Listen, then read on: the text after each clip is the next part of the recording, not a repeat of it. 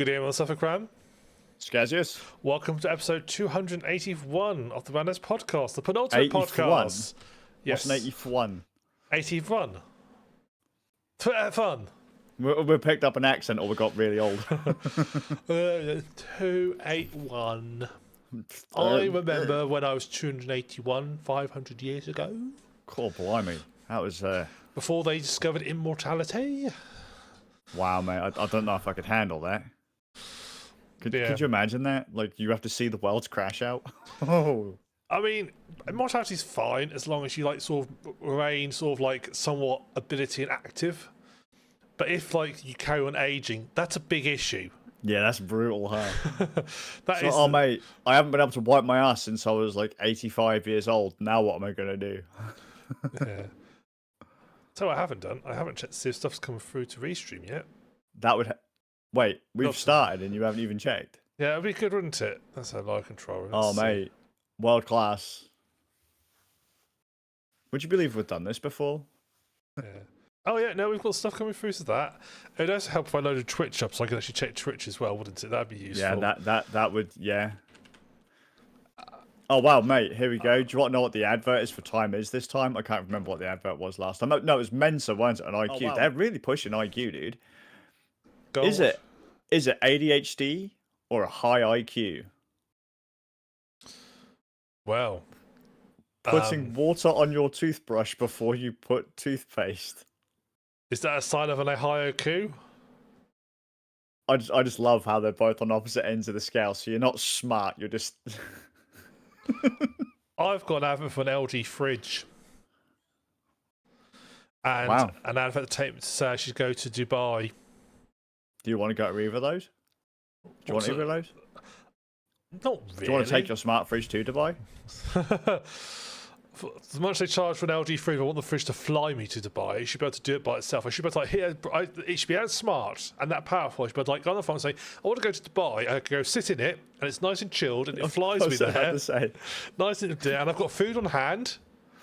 Goes to the screen at the front, just taps like Dubai, and then just opens the door, steps into it, sits down and shuts the door on himself, and he's like, this will be all right. Then the fridge just rolls him to Dubai. Wasn't the original version, the original Time Machine that was going to be in Bill and Ted meant to be a fridge? I don't remember if it was supposed to be a fridge. God, that'd have been really... Oh. I think they got rid of it I think they stopped it for the basis that they didn't want... random kids getting into a fridge? Yeah. They kind of thought that might be a bad idea. Good call. Don't do that. I kind of agree with them. That would be a very bad idea. I mean, we've already got time-traveling phone boxes, so just use another time-traveling phone box. There's two now called time-traveling phone boxes. The Bill and Ted phone box and the TARDIS, which is a police phone box. Yep. But you can have a policeman in R1. You can have a policeman in R1. You can. You can. You won't, but you could. The possibility is there. Do we even still have those ananymore? I'm sure like asshole. I don't think there's like any official ones, but I'm sure it's like a historic one that's been like left around to be like some small village they've kept it and they charge like tourists. It's probably been set fire to, mate. It's probably been set fire to. I can't imagine anything historical worth a bollock being left alone for more than 15 seconds right now. Like, cool, mate, this thing's well good. It's ancient. I've never seen one before. And then what's the average kid's response? Let's set fire to it. Let's have a look. Are there any police phone boxes left? They were all removed in the 1970s. They became obsolete with the rise of police radios and mobile phones. Not in the 1970s, clearly, but... I was going to say, mobile phones, what are they doing? Lugging around car batteries. Yeah. That's why police were a lot more fit back then, because they spent half their life carrying down heavy weights. I was going to say, like, they actually used to chase you. When the police officer used to actually give chase, it was because the dude was buff as fuck. Yeah. He was on his little push bike with his little messenger bag, and in the messenger bag was just the battery for his fucking radio. It probably also helped that they didn't have big bulky stab vests that they couldn't actually move in. That probably helps. I mean, you get stabbed more often, but they could chase the person down. The choice is now basically they chase the person down and get stabbed, or wear the stab vest, can't chase the person down, can't get stabbed because they're wearing the stab vest. I mean, do you reckon that's probably how that's how they designed it, wasn't it? It wasn't the idea that, someone thrusts at you and you're safe. It's the idea that you can't get anywhere near someone that's going to stab you to begin with. Yeah, exactly. Yeah, exactly. It's always there fun you at amusing watching police chases. It's always fun. Oh, mate. One of my friends, there's a Durham Constabulary have got a YouTube channel, and their editor is a genius. Because whenever they basically like post like little compilations of like they recently released one about drink drivers, and the editor, whenever they get someone who's slurring a bit, they subtitle it, but they subtitle as best they can to the slurs. So you just go like, oh shit, everything. And there was one the other day where the guy runs off and he tries to punch a tree, and they had to put like a little hit marker on the tree to show that bit where it got hit. It's like, good job. And they're like, yep, assault.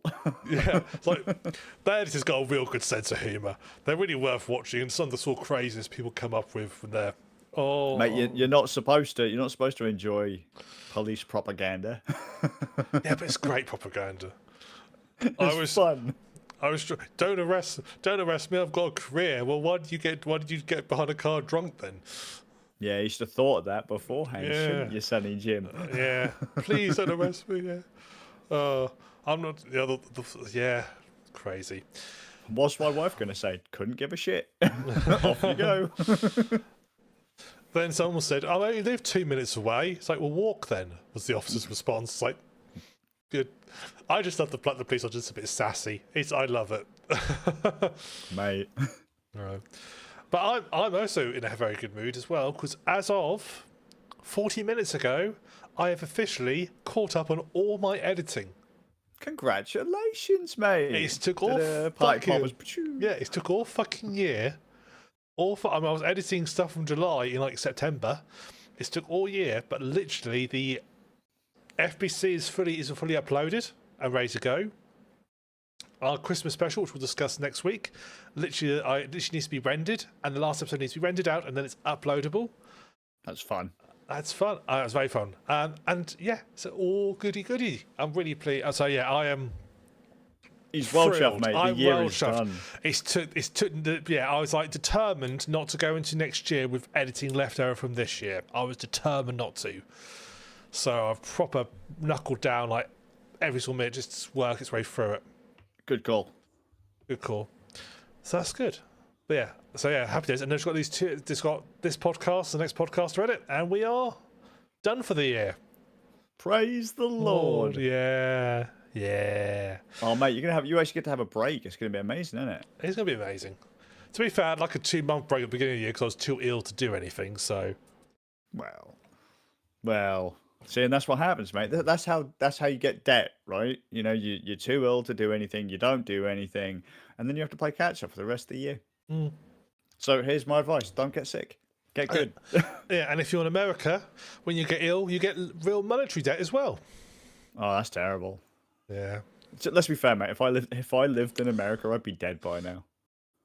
Keeping it, nice and calm, like happy thoughts. If I lived in America, I'd be dead. Bet you all wish I lived in America right now, don't you? Well, there's multiple ways we could be dead if we lived in America. Would we have made it through a school year without a school shooting? Probably not. Nah, probably not. Would have probably been the cause of the school shootings, to be fair, You mate. do, no offence, you do have kind of the school shooter vibe going round you. Well, no, mate. It's not, I'm not saying we would have been the ones doing the shooting. It would have probably been our fault that someone shot someone up. Yeah. Yeah, I suppose we could have shot some people up. That's fine. Yeah. But there we go. But, yeah. Well, gaming-wise, we might as well go on straight into gaming because we ain't got a lot else to talk about in this podcast. You know what's really good? I haven't done any. Good, because I have. Oh, fantastic. So I was going to say, gaming in 2025 has been quite shit. Yes, I was looking at your game in the near list, which again we'll discuss on the next podcast. So terrible. Yeah. I thought the opposite this year. I've had a good year for gaming. But yeah, so I have been playing a game. I've been playing a game called, and I need to check it because I always get the name wrong because it's got those names. How do you do this? Every single time you have a game to talk about, you always get the game wrong? How do you do that? Because I always pick games with weird names. Always. And this one is Immortality. How is that a weird name? Because I can never remember the bloody thing. If you said it was, the name's weird. Just I don't remember it. If you said it was Immortality, the greengrocer from the 3rd Avenue of the Eastern Bloc, Gavin the Great, then yeah, I'd say that was a pretty weird name. I'm pretty sure that'd be too long for Steam. To forget it. I don't know what the limit on the Steam game title is, but I'm pretty sure that'd be too long for it. Not good enough. Steam, get on it. Gavin the Great demands it. Needs to make a game now about a greengrocer called Gavin the Great. Yeah, we could do it. Point and click adventure. That sounds like a point and click adventure to me. Yeah, totally. Yeah. This is Gavin, the greengrocer. Go put the bananas on the shelf. Achievement unlocked. Credits roll. Yeah, just to start the game. Credits roll. Yeah. So anyway, I played this game called Immortality, and it's another game by a chap called Sam Barlow, who he made Her Story, which I played a few years ago, and he also made a game called Telling Lies, which I played last year. And these Telling Lies and Her Story are basically the same system, where you've got access to like a database, and you can like search for like words, and it will then find like videos, transcripts of with those videos, and you have to watch the videos and then like use those, like pick out keywords from those videos and then find more and gradually put the story together. It's about sort of exploring and finding the story by searching through stuff. I remember that one. We had like the Orwell-esque kind of discussion about it. Yeah, and it works both ways, because the both sets of very similar idea that you only get half the conversation. So in Her Story, it's a woman being interviewed by police. You don't hear the police's questions, you only hear her responses. So you have to try and infer what the question was based on what she's saying. And there's like a whole segment of videos which just goes, yes. And that's the video. Because it's just all the answers. Very useful. Very useful. And Telling Lies is a similar idea, except you can get both sides of the conversation. So like webcams and phone cams and stuff, and you can like basically watch video from both sides, but not at the same time. So you have to sort of like find the opposite. You have to try and piece together which bit fits where. Yeah, and work out what the conversation is. And it can reframe a conversation, hearing it both ways and so forth.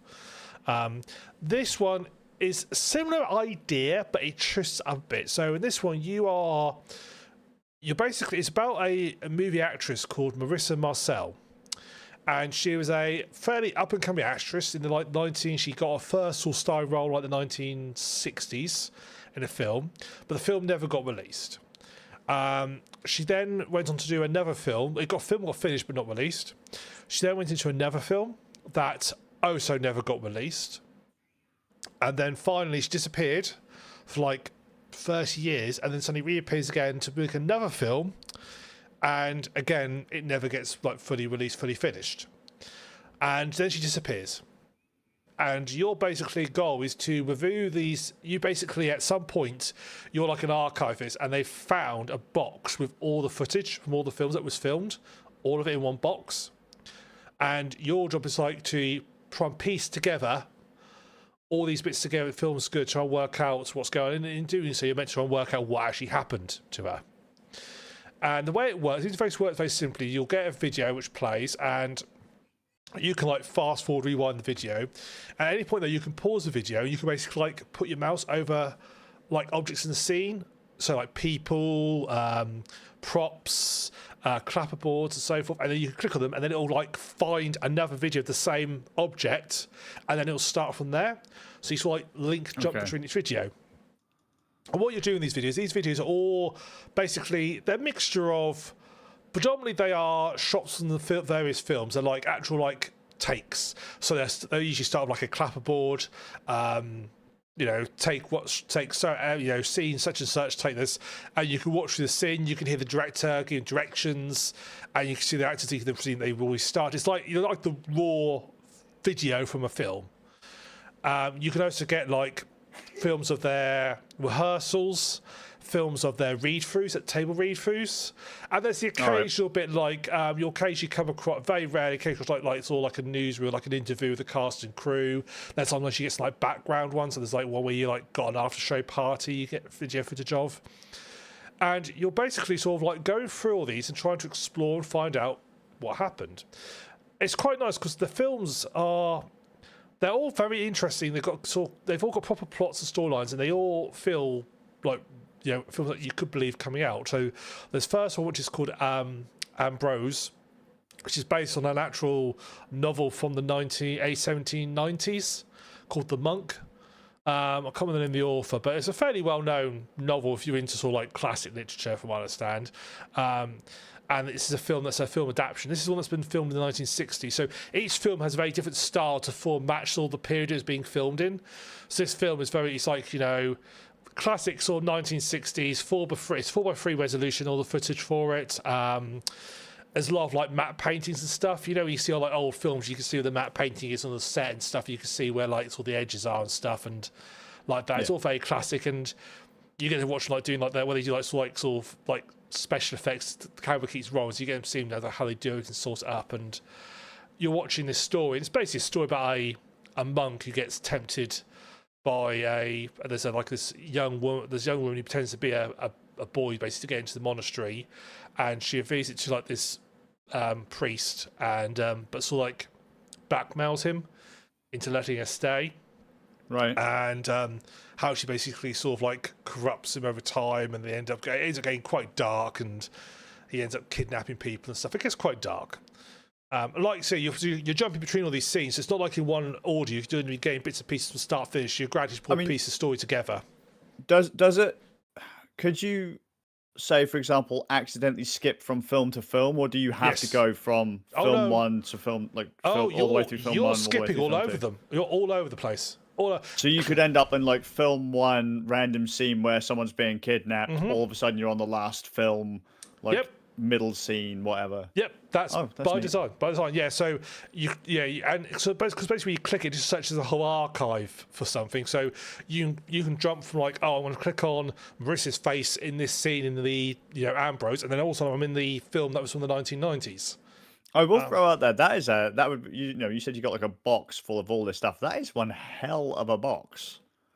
I think the idea is it's all been archived onto a computer now, and you're just researching it. But the box was found, and it's been actually digitized, and you're now searching through it all.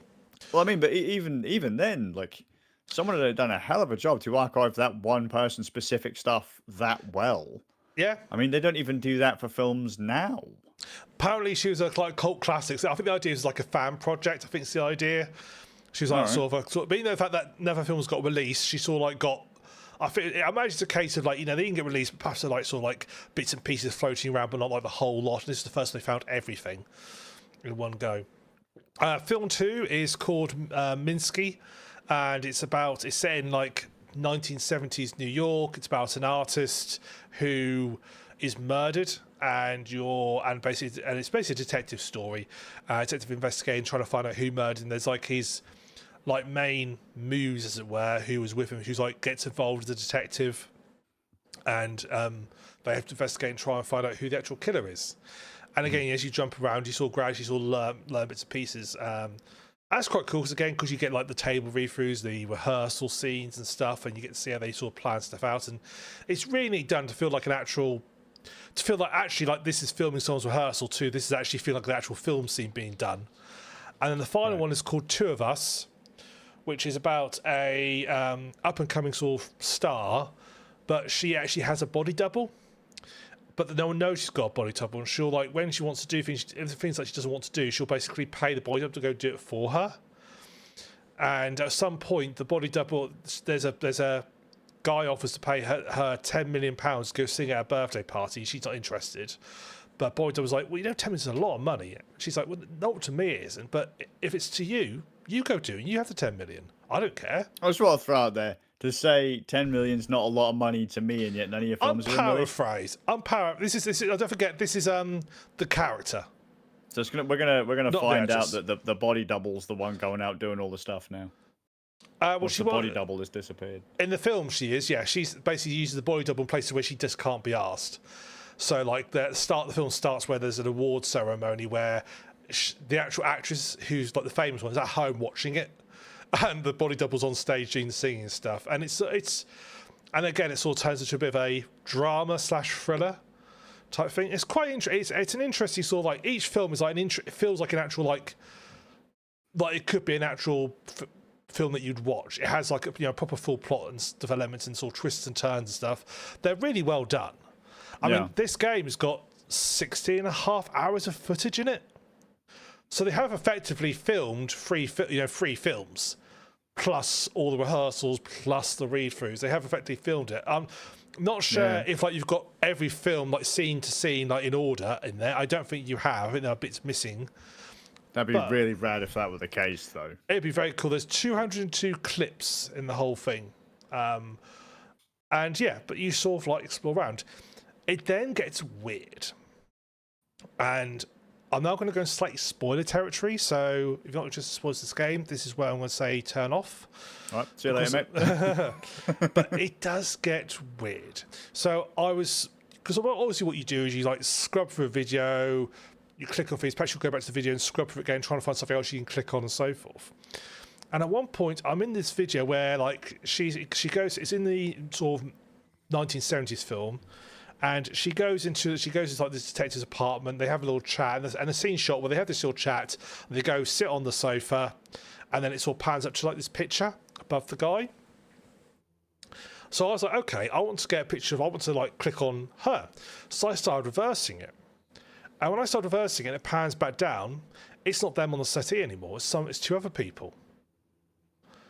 Right. And it plays. If you let it play, say let it go backwards, it plays backwards, and it's like these two weird people who give like sort of strange, sort of cryptic phrases and answers and stuff. And it's not every clip, but every so often you'll find a clip where, if you reverse it, you'll see like either something superimposed over it, where you go backwards. Or literally just change completely to these other one or these other two people. Very strange, and it's really well done. It's like you can't like, I don't even know where the cut is. I mean, I'm sure if I look hard enough I could see it, but it's really cleverly done. Like the video footage where like if you spin it backwards, you'll see like almost like a crossfade at the top, but as soon as you stop it disappears, and as soon as you play it forward it's not there. That's really neatly done. Whatever sort of like merge they use software, they use the computer to do that. It was really cleverly done, so I'm really impressed by that. And then you realise, oh, there's a lot more to this than I thought. And that's how you sort of gradually start to work out what's happened. Now, what I will say is, I got it completely wrong. I can have a theory of what happened, and I got to a stage where like, okay, I've got the theory. I think I've worked out what's happened. This is what's gone on. I'm sort of like, I've pieced it all together. And what I thought happened was, I thought she had basically sold her soul to the devil, which, because her first film, that's what she does in her first film. And this other character, who she was with, I soon realised actually one of the people that saw like these twins was actually the same actress, but like she got like skinhead and stuff, so it looked really different. And I thought the person she was with was the twin, basically. So I thought, okay, this is strange. So after doing that, got through that, I thought I've figured out what's happened and so forth, figured out the game, got about half of it, so I thought I'm so happy where I am now. So I thought, I'm just going to go for a quick look online and see what any sort of like little bits I missed and so forth. Turns out I was completely fucking wrong. I got the storyline completely wrong, and I not figured it out at all. I thought, oh well, I fucked that up, didn't I? Right. But really, was it like one obscure piece of footage you didn't catch, or that you missed an entire? Because did you not say that near enough every time you've done this, you've completely got the wrong end of the stick? At points you do. I think that's deliberate though. You have to keep exploring and gradually work out. So in her story, her story's ambiguous about what actually happened. It's never sort of confirmed one way or the other what happened. There's like two possibilities, but it's not clear. And it's left telling lies. There is a proper story to it. And I got most of the beats and storylines, but the some bits I got the wrong end of the stick of. That's kind of deliberate. This one, I was completely wrong. I completely got down the wrong path. And there are like 10 key clips that are meant to like push us into perspective. I found 7 out of the 10. So I think it might be a case of confirmation bias. I had an idea of what was going on, and then every time I saw a clip, I sort of rephrased it in my head around that confirmation bias. Yeah, sure. But it's neat. Overall, I did enjoy it, but I will say that I didn't like it as much as his previous 2 games. I think because of the clicking around the clips things, it's seemingly random. So if you watch the same clip twice and click on Marissa's face twice, it'll go to different clips. Oh, right, okay. So there's no direct, like, tie from No. one place to another. they're not like okay. linked together where you can like follow a chain through. Because basically when I first did, I was all like clicking on everything randomly. Then I thought, no, actually I'm going to be logical about this. So I basically, every single time I played it, I clicked on Marissa's face. Every single clip I'd watch it through, then I'd click on her face. And there were some where I saw looped round, clicked on her face again, and then I went on to something completely different. And so I was like, okay, so is this random? And that means you have a little bit of like lack of control how it goes. It does feel like you're just sort of like randomly clicking to you unlock, cover everything. And looking online, it seems to be a little bit of frustration some people have. It's like, well, I know I've only got like a few clips left to go, but I'm basically just relying on almost like the right dice roll to get them. Yeah, you're hoping that the RNG gods are on your side to give you the clip that you need to see the thing. That... Yeah, which feels a little bit, I'm not sure how to like this. Whereas at least in like Telling Lies and stuff, because you're searching by keywords, you could, if you got the right keywords, you could sort of get to the right bin. It would reliably get to the same thing every time. So what you're saying is, in theory, if you and I were sat there next to each other playing it together and clicking the same stuff, we'd both end up seeing different clips from one. From what I can see, yes.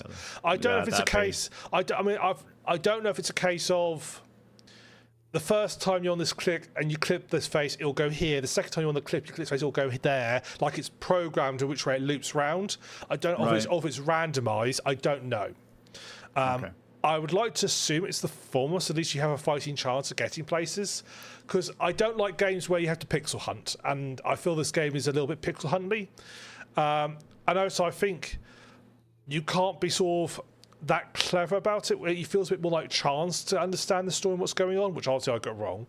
Whereas at least in her story, Telling Lies, you can sort of like feel you're actually exploring a path and working out the path and sort of gradually putting stuff together, and you're sort of like, okay, it didn't work, what can I try instead?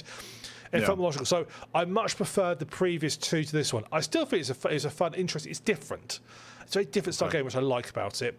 But I do think out of the three he's made, this is the weakest. Of the three. I mean, production quality is beautiful. I mean, those the clips and stuff feel genuine. They feel like actual genuine film footage. But he's always been good at that sort of thing, make it feel like real. Same with Telling Lies. The characters felt like actual. Were really good. The actors were really good at it, and it felt like a real thing you're watching. Yeah. Just but obviously higher quality. This, however, because each film is like different style and stuff, it feels like you are watching films, and even like the acting style feels different. He managed to get like, you know, that sort of, in like if you watch like a 1960s film, they almost have like the colours are like more unsaturated. They feel more brighter. More, do you know what I mean? When you look like a 1960s film, they feel more. They pop out more. I think I get what you're on about. Yeah, the footage looks like that. It's really well. It's done a very good job making it feel accurate. But honestly, unfortunately, it's just not my cup of tea. Unfortunately, which is a real shame. But I've sort of got about halfway through the clips, and I'm like, I'm happy now. I don't really feel the need to like go back and try and dig for more. Right. So can you just at any point go, I believe this to be the case, slam the book shut, and then be done with it, or is there like a certain point you can get to where you are required to make a decision at a certain point, and then that's the end of the game? There's no decision, but there are credits that will roll at a certain point, which I didn't get. I basically got. I got a tube and said, you saw what happened to Marissa and Marcel. I was like, oh, I've done it then. But then so you basically just said, oh, I'm done. Yeah. But there are credits. Unlike, say, Telling Lies, where there is an actual end point, and there are credits which also have different endings based on what you unlock. That was a bit more of an interesting mechanic, because that worked by what you were doing. You knew what you were doing was illegal in Telling Lies. You basically broke in and stole this drive which you shouldn't have, and you knew that it was a matter of time before the cops broke your door down. Yeah. And so you were basically against the clock, but in an interesting way, because time only advanced when you watch clips, but not linearly. So if you watch a really important clip, it would advance like 10 minutes, even if the clip was only 2 minutes long. If you watch a clip that wasn't important, it wouldn't advance at all. So how far advanced was dependent on what you watched, not how long you watched, which was an interesting mechanic. So you basically, it was hard. It'd be hard to lose it effectively because you had to watch the right stuff.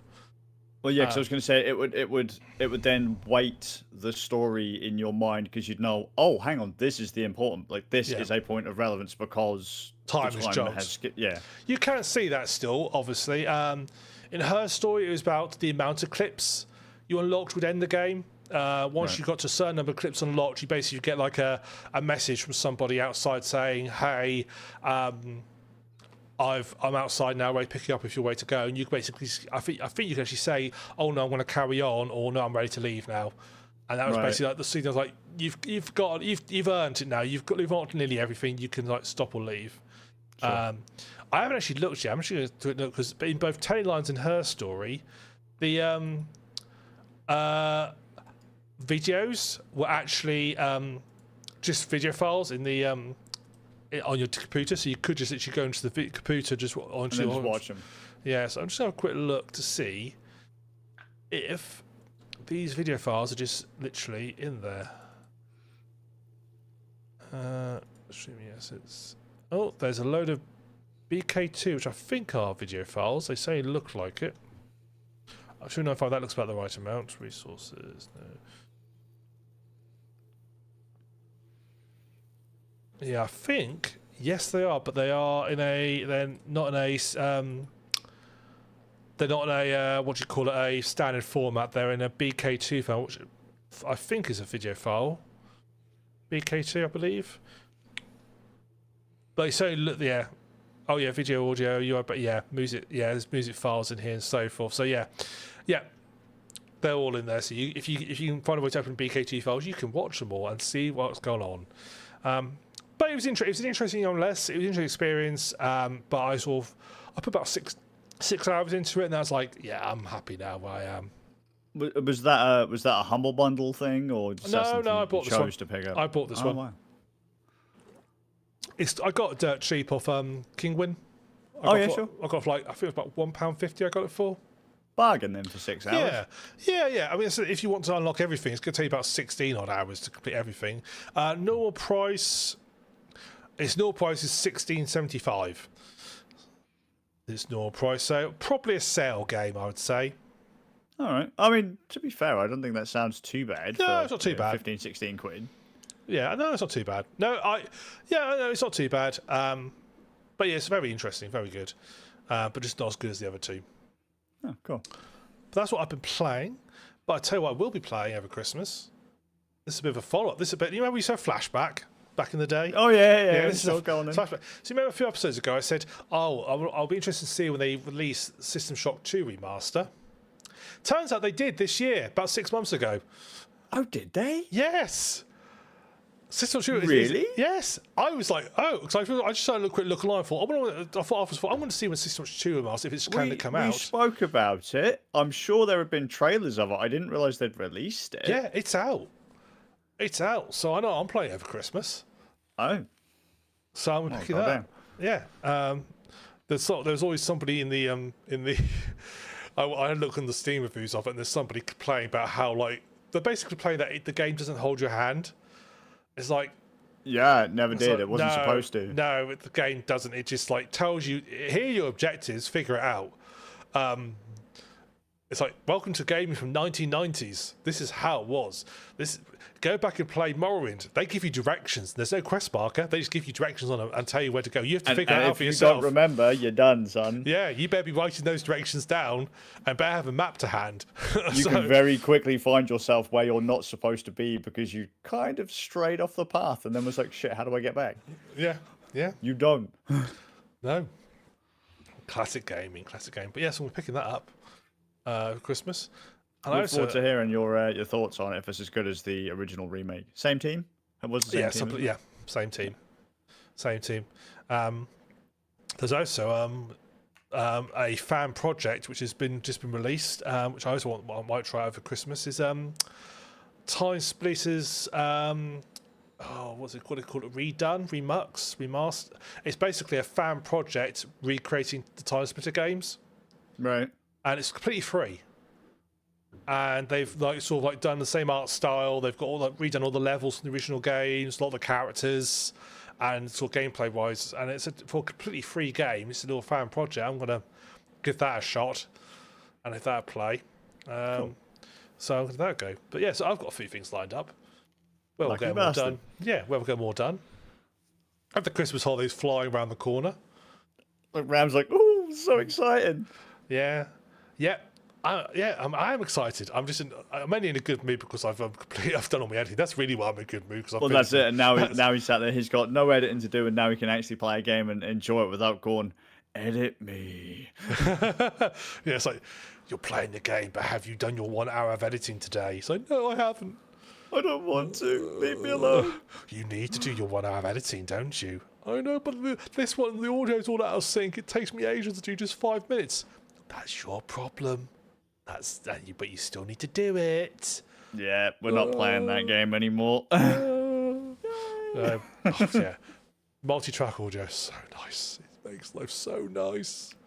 It is when your video editor actually accepts the stuff. Because I realised today, if I'd have been the one editing it still, remuxing the MKVs from OBS. So I use Final Cut Pro every now and then. Because that's got a nice multicam feature on it. It doesn't like the audio that comes out of OBS, so every now and then you'll get pops and clicks. Nice. So It's a fucking nightmare. See, because I use DaVinci, that just reads MKV, so I don't need to remux them.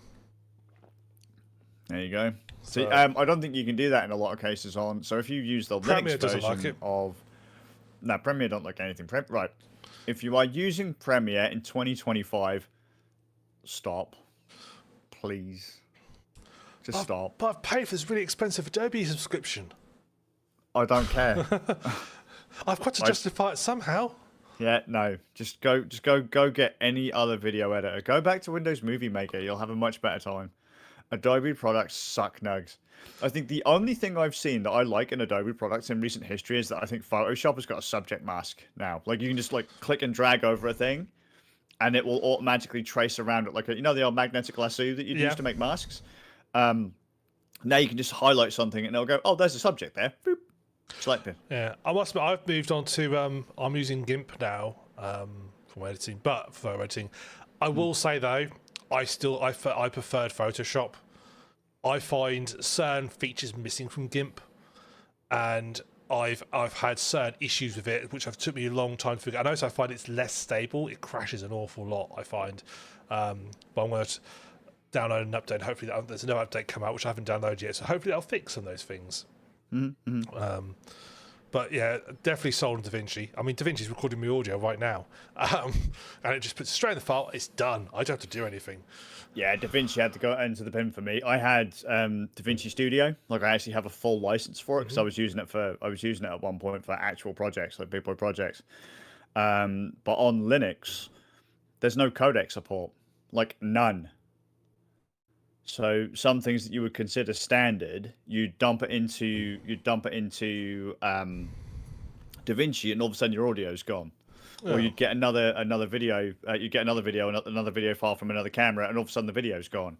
And so, so I'm gonna have to completely convert or re-encode all of these files to make it into something that you're going to accept, so that I can actually edit it. Yeah. And I'm just like, nah, it's not worth it. No, that's if I was on Windows, the license includes all of those codecs. If you're on Mac, it includes all those codecs. But on Linux, they're like, nope, we're going to charge you the same price, but we're not going to include any of the codec support. Yeah. One thing I do know about DaVinci, it seems quite slow to render waveforms. So if you drag like when I drag the multi-tracks in, and it has to render all the waveforms for all 4 tracks and for all 3 of us, that takes it a long time. That takes it a very long time. Even on the rig you're on now? Even on the rig I'm on now, yeah. It seems to have made, it just seems to be a DaVinci thing rather than a horsepower thing. So it is quite slow in that regard, but I think it seems to be a DaVinci thing. But it's one of those things like, okay, I'm going to put these on here. I'm now going to go to bed, and they'll be done by the morning. Or yeah, sure. I will say that we have an old school mentality when it comes to processing anything on a computer, whereas most people these days are like, no, I need to have a computer powerful enough to do it in real time or 10 times faster than real time right this second. It's like, why? Yeah. It's like I never kept, like, I can remember I was talking to a bunch of guys about editing recently, and I said, "Well, don't you guys use proxies?" They're like, "Well, my machine can't do 8K footage or 6K footage or blah blah blah." And I was like, "Wait, you're trying to edit raw 8K or raw 6K or even a bunch of raw 4K files? What are you doing that for?" I said, "Why aren't you just re-encoding it into proxy?" And they're like, "Well, why would I do that?" So because then you could actually edit it properly. You could scrub your timeline on a crappy laptop. Well, that's going to take time. It's like, what? You're telling me that you don't have 8 hours where you sleep? Yeah. And they're like, wait, you do that? I was like, dude, we used to have someone that would just sit there in the back of a car or at if you were out shooting, you would run to that motherfucker with your memory card and go, here's the footage for XYZ scene, put it into the computer. And it was their job to literally re-encode footage ready for you to take to an editing station when you were done. Yeah. That was their job, and then you'd go back and start filming more stuff, and then you'd hand them the card, and they'd kind of ingest it, as it were, and then by the time the day was over, the footage had already been processed because there was some guy sat there with a laptop. That was their job. Yeah, that's because you come from the age where, I need to download this game. It's going to take 7 hours. Okay, that's an overnight job. You just I've got something else I can do instead of. Yeah. You used to go away. So I'm going to work now, but then you go away to work and you cut all work or go to sleep and you wake up next day and you'll see it's had an error. Oh mate, yeah. And it had an error like 20 minutes in, and you'll go, no. Because it either has an error like 5% or 95%, never anything else in between. Mate, I've had it. And I'll be sat there thinking, I wish I'd have just sat there and watched it. And it's like, and then there are times you sit there and watch it and you go, I just worked fine. Why did I waste my time doing this?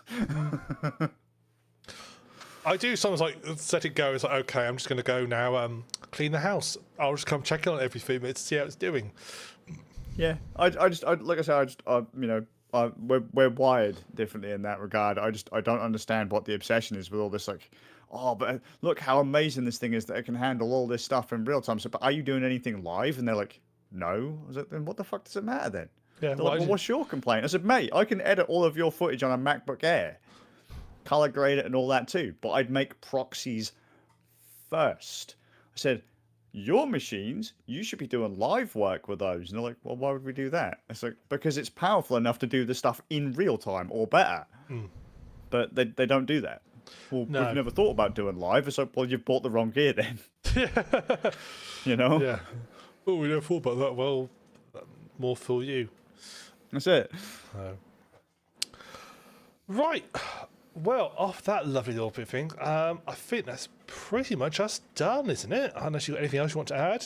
Mate, I hope that next year actually brings games that don't suck. Please. That's all I want. I am so... 2025 has been such a drag, games-wise. And I've barely had anything to say. And honestly, Ram, this year I've barely had my PC turned on. I updated both of my PCs with new processors. New processors, as powerful as I could put in them. And I've not played on anything at all. Every game that I've played on them in recent times has just disappointed me. It's like, wow. It's kind of sad. Yeah. Fingers crossed for you. Fingers crossed for you. Fingers crossed. Well, on that note, I'm going to end. So I want to say thank you for everybody who's watched us today. I appreciate it's been a brief one, but we've got another thing to do after this. So, nudge, wink, wink. So we've enjoyed this on our penultimate podcast.